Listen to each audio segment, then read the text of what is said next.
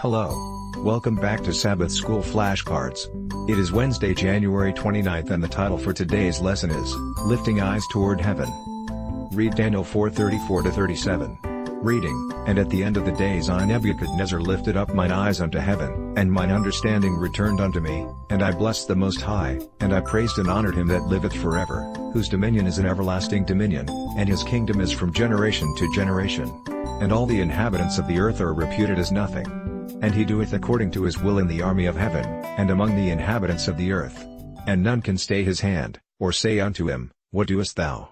At the same time my reason returned unto me, and for the glory of my kingdom, mine honor and brightness returned unto me, and my counselors and my lords sought unto me, and I was established in my kingdom, and excellent majesty was added unto me.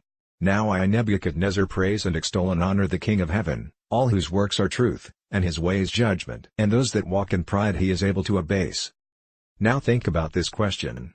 How, and why, do things change for the king? Discuss any suggestions in Sabbath school class on Sabbath.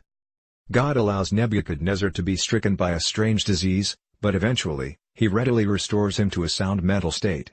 Interestingly, everything changes when, at the end of the 7 years predicted by the prophet, the ailing king lifts up his eyes to heaven. Referencing Daniel 4:34.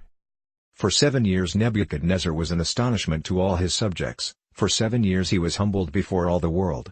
Then his reason was restored and, looking up in humility to the God of heaven, he recognized the divine hand in his chastisement. In a public proclamation, he acknowledged his guilt and the great mercy of God in his restoration. Ellen G. White, Prophets and Kings, page 520. No question, great changes can happen when we lift our eyes to heaven. As soon as his understanding comes back, the king gives evidence that he has learned this lesson. But this story is not as much about Nebuchadnezzar as it is about the mercy of God. The king has missed 3 previous opportunities to accept the God of Israel as the Lord of his life. Such occasions are available to him when he recognizes the exceptional wisdom of the 4 young Judean captives in Daniel 1, when Daniel interprets his dream in Daniel 2, and when the 3 Hebrew men are rescued from the fiery furnace in Daniel 3. After all, if that rescue doesn't humble him, what will? In spite of the ruler's stubbornness, God gives him a 4th chance, finally wins the king's heart, and restores him to his royal office in Daniel 4. As the case of Nebuchadnezzar illustrates, God gives one chance after another in order to restore us to a right relationship with him.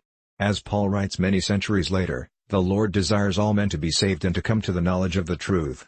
Quoting 1 Timothy 2:4, New King James Version. We see in this story a powerful example of that truth. What are ways that you have been humbled by God? What did you learn from the experience?